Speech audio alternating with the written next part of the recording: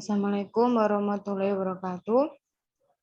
Kami dari kelompok 2 akan mempresentasikan seminar hasil dari praktikum perancangan tata letak fasilitas. Anggota kami terdiri dari Rizky Ramadhani, Safia Meliasari, Ahmad Ramadhani Falah, Muhammad Fatihul Ikhwan, dan Elvina Argani. Dan dosen pembimbing pada praktikum tata letak fasilitas yaitu Bu Atika Sidik Cahyana, STMT. Modul 1, penentuan tata letak fasilitas akan dijelaskan oleh teman saya, Safia Meliasari. Silakan.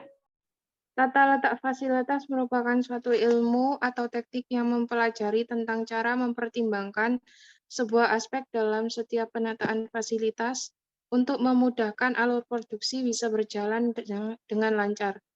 Tujuan praktikum kali ini yaitu pertama adalah memahami definisi dari perancangan tata letak fasilitas, yang kedua mengetahui dan memahami model transportasi, yang ketiga menganalisa biaya dari metode-metode yang digunakan dalam penentuan tata letak pusat fasilitas. Untuk pengumpulan data, kita mendapatkan data permintaan demand, di mana ada selama 12 periode atau 1 tahun dengan total demand-nya yaitu 58.311. Yang kedua adalah data kapasitas atau supply setiap pabrik ABC dengan supply-nya sebesar 58.311. Dan yang ketiga adalah data biaya transportasi dari 12 periode dengan tiga macam dari supply pabrik. Pengolahan data, kita menggunakan yang pertama adalah metode Northwest Corner, di mana ada 2 iterasi 0 sampai dengan iterasi 1. Pada iterasi 1 ini menggambarkan warna kuning, ya artinya alur perhitungan pada setiap periode. Setelah dilakukan perhitungan di atas menggunakan metode Northwest Corner, sehingga total biaya atau Z itu diperoleh dari demand dikali kapasitas produksi, dan menghasilkan total biaya transportasi menggunakan metode Northwest Corner itu sebesar 1.553.056. Yang kedua, kita menggunakan metode Vogel Approximation dengan beberapa iterasi. Di sini sama halnya kita menghitung sampai dengan demand-nya itu 0. Dan saya kasih contoh bahwasannya pada bulan Maret ini diperoleh demand-nya itu 4.409 terletak pada pabrik B, karena kapasitas produksinya yang paling kecil adalah dari angka 31, 12, dan 32 adalah terletak pada pabrik B, sehingga untuk demand 4.409 diperoleh pada bulan Maret pada pabrik B. Pada iterasi ke-10 kita sudah mencapai bahwasannya demand itu mencapai 0 semua, dengan total supply pada setiap pabrik itu sudah sesuai dan menghasilkan totalnya 58.311. Sehingga total biaya Z pada Vogel Approximation Method itu menghasilkan 1.154.892. Kesimpulannya itu adalah tata letak memiliki banyak dampak strategis karena tata letak dapat menentukan daya saing perusahaan dalam hal kapasitas proses, fleksibilitas, biaya, kualitas lingkungan kerja, kontak dengan pelanggan, dan citra perusahaan.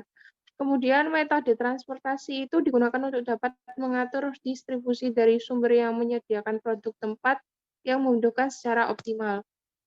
Kemudian Northwest Corner metode tersebut ya outputnya sebesar 1.553.056.000, sedangkan FAM itu sebesar 1.154.892.000, sehingga penggunaan Vogel Approximation Method itu lebih optimal dalam perhitungan biaya terkecil untuk penentuan tata letak fasilitas.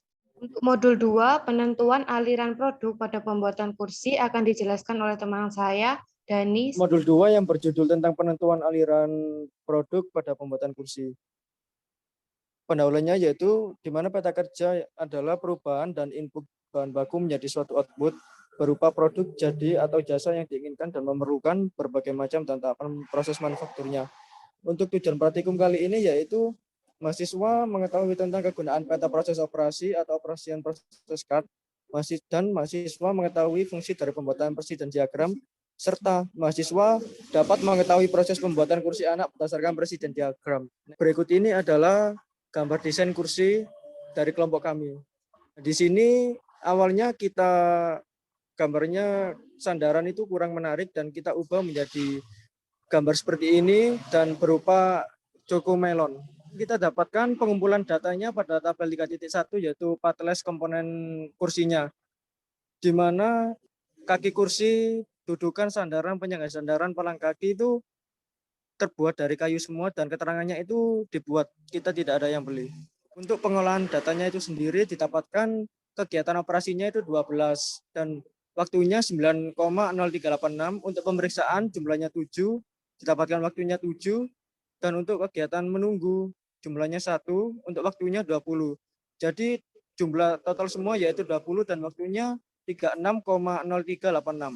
Pengolahan data tabel 4.2 yang presiden diagram didapatkan aliran presiden diagram sebagai berikut. Untuk teksnya yaitu A, B, C, D, E, F, G, H. Untuk A-nya didapatkan teks temnya 3, B 0,4688, C-nya 2,6605, D-nya 4,5, E-nya 2,593, F-nya 22, G-nya 0,1 dan H-nya 1. Dapatkan dari hasil semua kesimpulannya yaitu peta proses operasi atau OPJ merupakan peta kerja yang mencoba menggambarkan urutan kerja dengan jalan membagi pekerja tersebut menjadi elemen-elemen operasi secara detail. Dan presiden diagram metode atau PDM yaitu biaya dan waktu pelaksanaan proyek yang optimal penting untuk diketahui dalam perencanaan proyek konstruksi.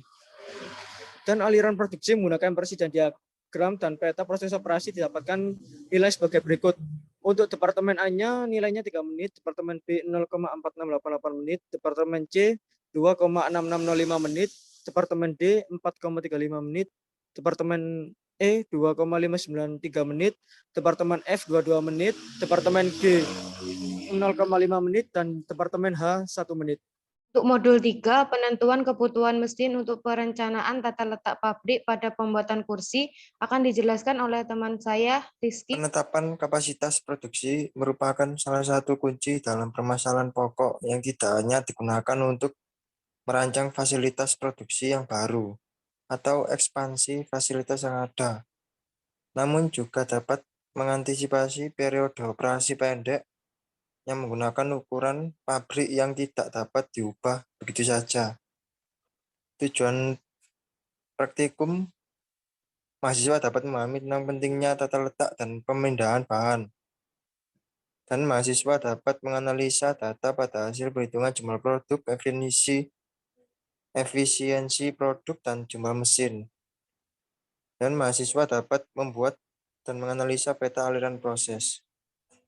Tabel mesin proses produksi. Mesin pemotongan, jam kerja periode 8. Mesin penghalusan, jam kerja periode 8. Dan mesin bor, jam kerja periode 8. Hanya tata letak fasilitas dan tata letak mesin-mesin proses produksi yang baik, maka dalam sebuah pabrik akan dapat membuat sebuah produk dengan jumlah yang maksimal dan dengan kondisi aktivitas proses produksi yang optimal.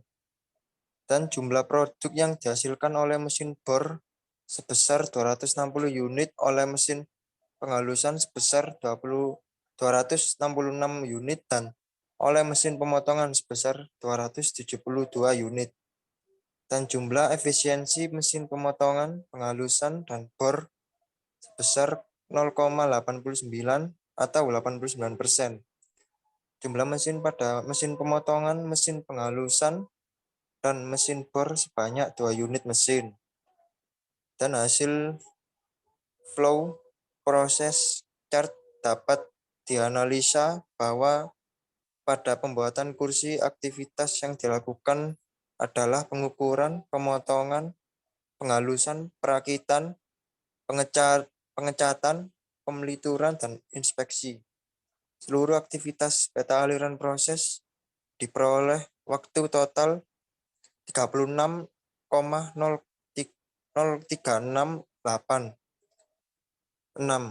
menit dan menghasilkan total jarak 68 meter, sehingga dapat disimpulkan bahwa bagian proses yang mengalami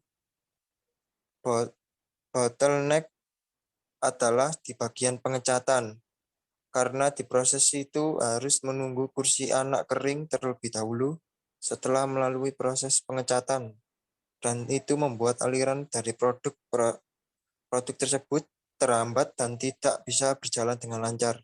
Berikut gambar setup mesin 1 dan mesin 2. Modul 4, penentuan kebutuhan luas area dalam pembuatan produk kursi. Sistem pemindahan bahan adalah salah satu yang penting karena dalam aktivitas ini akan menentukan hubungan atau keterkaitan antara satu fasilitas dengan fasilitas produksi yang lain, atau satu departemen dengan departemen yang lain. Tujuan dari praktikum pada modul 4 ini yaitu mahasiswa dapat mengetahui definisi tata letak fasilitas dan sistem aliran material. Kedua, mahasiswa dapat mengerti tujuan pemindahan material handling. Ketiga, mahasiswa dapat mengetahui pengertian dari routing sheet.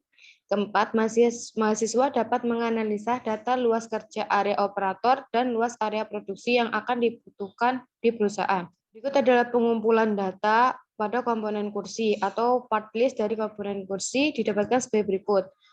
Untuk kaki kursi atau rangka jumlahnya 2 dengan spesifikasi produk kayu dan keterangannya dibuat. Dudukan jumlah 1, spesifikasi produk kayu dan keterangan buat. Sandaran jumlahnya 1, berupa kayu dan dibuat. Penyangga sandaran berjumlah 2, berupa kayu dan dibuat. Palang kaki atau rangka berjumlah 3, berupa kayu dan dibuat. Pada pengumpulan data hasil pengukuran dimensi kursi didapat sesuai dengan OPC atau Operation Process Chart, yaitu seperti didapatkan hasil pengukuran dimensi ini dari part list komponen kursi. Untuk kaki kursi atau rangka sebelum proses yaitu pengukuran awal. Untuk setelah proses yaitu pengukuran yang telah disesuaikan. Itu juga dengan deskripsi komponen yang lainnya. Untuk inspeksi, pengukuran, pemotongan, penghalusan, dan infeksi yang lainnya. Untuk pengumpulan data pada tabel spesifikasi mesin yang digunakan yaitu meteran, mesin gerinda, mesin pemotong, mesin bor, kacamata, amplas, dan kuas. Untuk pengolahan data, routing sheet didapatkan sesuai dengan part list komponen kursi, dari kaki kursi atau rangka, dudukan, sandaran, penyangga sandaran, rangka kaki atau rangka, dan juga mesin dan atau peralatan sesuai dengan proses pada pengukuran, pemotongan, penghalusan, dan infeksi. Untuk waktu operasi didapatkan dari waktu pada OPC dibagi 60 menit, sehingga didapatkan 0,003 jam. Untuk kapasitas mesin per hari, 1 jam dibagi waktu operasi dikali dengan 8 jam, sehingga didapatkan 2.400. Untuk scrap-nya, yaitu perhitungan pada scrap pada tabel sebelumnya atau pada bab 3. Untuk demand didapatkan dari demand terbesar dibagi pada hari kerja. Untuk bahan diterima yaitu demand per hari dikali jumlah komponen. Untuk bahan disiapkan yaitu bahan diterima dibagi dengan 1 dikurangi nilai scrap-nya. Untuk efisiensi mesin kita asumsikan sendiri nilainya di atas 90%, sehingga di sini kita tentukan 0,99%, 0,99 atau 99%. Untuk produk efisiensinya yaitu bahan disiapkan dibagi dengan efisiensi mesin.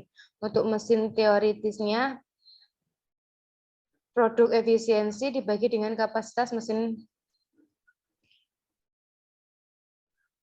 Untuk mesin aktualnya yaitu pembulatan dari mesin teoritis. Pengolahan data pada perhitungan luas area mesin itu pada mesin pemotongan, mesin penghalusan, dan mesin bor didapatkan nilai sesuai dengan tabel berikut. Pada data perhitungan kebutuhan luas area peralatan untuk mesin pemotong, mesin penghalus, dan mesin bor didapatkan nilai sebagai berikut. Untuk tabel kebutuhan material pada sesuai dengan part list, komponen kursi yaitu kaki kursi atau rangka, dudukan, sandaran, penyangga sandaran, palang kaki atau rangka didapatkan sebagai berikut. Pada data perhitungan luas area material atau step komponen sesuai dengan part list didapatkan sebagai berikut dengan satuan sesuai dengan seperti batang atau papan yang diperlukan. Untuk data perhitungan luas area material 3, setiap jenis bahan baku didapatkan dari penjumlahan dari keseluruhan pada perhitungan sebelumnya untuk setiap batang atau lembarnya, untuk balok atau papan kayunya. Untuk data perhitungan luas area operator didapatkan data sebagai berikut. Untuk data perhitungan area operator atau material handling, yaitu pada tipe peralatan, sesuaikan dengan peralatan apa yang kita gunakan. Di sini kita menggunakan forklift dengan lebar gangnya 3 meter, hand palletnya dengan lebar gangnya 4 meter. Pada data perhitungan luas area produksi,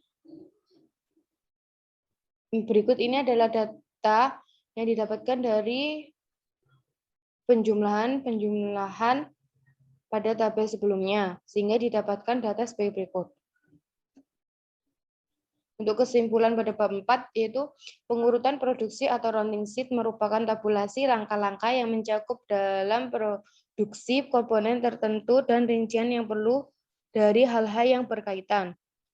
Sehingga pada output di atas disimpulkan pada luas area operator yang dibutuhkan pada luas mesin sebesar 0,74 meter persegi yang berasal dari luas operator mesin pemotong sebesar 0,27 meter persegi, luas operator mesin penghalus sebesar 0,25 meter persegi, dan luas operator mesin bor sebesar 0,22 meter persegi. Sedangkan pada luas area produksi yang dibutuhkan sebesar 7,878 meter persegi, yang diperoleh dari luas area produksi mesin pemotong sebesar 4,362 meter persegi, luas area produksi mesin penghalus sebesar 1,709 meter persegi, dan pada luas area produksi mesin bor sebesar 1,807 meter persegi. Berikut ini adalah lampiran dari proses pengukuran sandaran, pengukuran rangka, pengukuran penyangga sandaran, dan pengukuran dudukan. Modul 5, analisis aliran proses menggunakan from to chart akan dijelaskan oleh teman saya, Mas Ikul, silakan. Aliran proses atau from to chart adalah suatu diagram yang akan menunjukkan suatu urutan operasi, pemeriksaan, angkutan, dan menunggu penyimpanan yang terjadi pada suatu proses produksi yang sedang berlangsung. Dan praktikum kali ini untuk memahami tentang sistem aliran material dan tujuan dari perpindahan bahan. 2. Mahasiswa dapat mengetahui pengertian from to chart, dan mahasiswa dapat memahami output perhitungan dari antara from to chart. Volume material handling didapatkan harus ada 3 komponen, yaitu rangka, dudukan, dan sandaran. Dengan volume sebagai berikut: rangka 35, dudukan 25, sandaran 15. Untuk alur prosesnya dimulai dari inspeksi bahan, pengukuran, pemotongan, sampai inspeksi akhir. Dengan data from to chart mulai dari inspeksi bahan baku, pengukuran, hingga inspeksi akhir mendapatkan nilai total yaitu 525. Perhitungan volume aliran jarak diagonal untuk voltnya mendapatkan angka 525, untuk bebetnya tidak ada sama sekali. Untuk forwardnya mendapatkan persentase 100%, sedangkan backward mendapatkan persentase 0%. Berdasarkan perhitungan Fung2Chat di atas dapat diketahui bahwa persentase dari perhitungan volume produk pada kolom forward didapatkan hasil sebesar 100% dan pada kolom backward mendapatkan hasil sebesar 0%. Sehingga dapat disimpulkan pada perhitungan volume material handling sangat efektif dengan aliran produksi A, yaitu inspeksi bahan hingga inspeksi akhir, tidak diperlukan perbaikan aliran produksi. Modul 6, perancangan sistem material handling akan dijelaskan oleh teman saya, Safia. Silakan. Modul 6 mempelajari tentang pemindahan bahan atau material handling merupakan sebuah aktivitas yang penting dalam kegiatan proses produksi dan memiliki kaitan erat dengan perancangan tata letak pabrik dan fasilitas produk. Tujuan dari praktikum yaitu pertama memahami tentang material handling, kedua memahami dan menganalisa tentang Activity Relationship Chart atau ARC, lalu Activity Relationship Diagram atau ARD, dan Area Allocation Diagram AAD. Yang ketiga, mengetahui output dari dimensi area departemen yang dibutuhkan. Untuk pengumpulan data, kita mengambil ini karakteristik hubungan antara variabel, jadi ada tabel yang sudah mutlak, yaitu tabel derajat kedekatan, dengan beberapa deskripsi alasan kedekatan dan juga kode garis serta kode warna. Next. Adalah kode alasan dari angka 1 sampai dengan 7 yang mendeskripsikan alasan kedekatan tersebut. Next. Ini adalah gambar Activity Relationship Chart atau ARC yang menggambarkan tentang setiap tugas atau task dari A sampai dengan H. Ini berdasarkan dengan kegiatan pada OPC atau operation process chart dari inspeksi bahan baku sampai dengan inspeksi akhir gudang penyimpanan. Jadi hubungan antara inspeksi bahan baku dan pengukuran itu mendapatkan nilai A dengan alasan 1 yang artinya mutlak sangat penting untuk didekatkan sehingga memiliki kode warna merah. Dan selanjutnya itu diidentifikasi sampai dengan A dan H. Yang kedua adalah Activity Relationship Diagram atau ARD. Ini saya kasih contoh. Di sini itu menggambarkan sebuah kedekatan dari setiap departemen. Nah, ini saya contohkan dari departemen A ke B, di mana ada 4 kode garis, 4 garis dengan warna merah, yang artinya sesuai dengan kodenya tadi adalah angka 1, yaitu mutlak sangat penting untuk didekatkan karena jangkauan jarak. Berikut ini adalah Area Allocation Diagram atau AAD yang berisi tentang block plan. Setiap kegiatan pada produksi ini pembagian departemen-departemen pada area dengan keterangan A sampai dengan H, yaitu A inspeksi bahan baku, B area pengukuran, C area pemotongan, D area penghalusan dan inspeksi, E area perakitan, F area pengecatan, G area pelitur, dan terakhir H adalah inspeksi akhir. Sehingga pada pengolahan data ini diperoleh dimensi area departemen dengan hasil berikut luasnya. Inspeksi bahan baku sebanyak 13 kali 7 meter kuadrat. Dan seterusnya sampai dengan inspeksi akhir, luasnya adalah 15 kali 8 meter kuadrat. Sehingga dari material handling ini dapat disimpulkan bahwa dapat ditulis bahwa beberapa departemen yang mutlak berdekatan, sangat penting berdekatan, dan penting didekatkan, serta cukup didekatkan. Lalu ada juga di departemen yang tidak penting didekatkan, departemen tidak dihendaki berdekatan, yaitu adalah sebagai berikut. Dapat digambarkan secara rinci. Lalu untuk dimensi area departemen yang dibutuhkan adalah pada departemen A kita membutuhkan 13 kali 7 meter kuadrat, Departemen B, C, D, E, F, G itu sebanyak 12 kali 6 meter kuadrat, dan Departemen H itu 15 kali 8 meter kuadrat.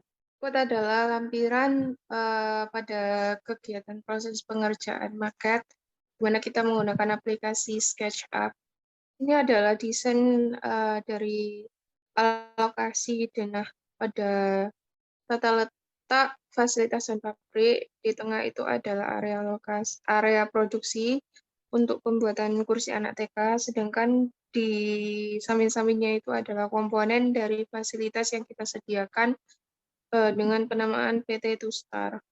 Yang tadi itu adalah tampak depannya,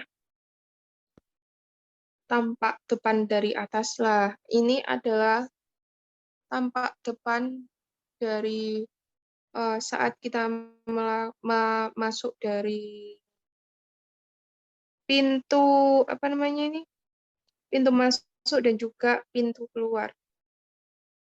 Dengan sebelahnya itu ada Posatpam, masjid, parkiran, dan lain sebagainya.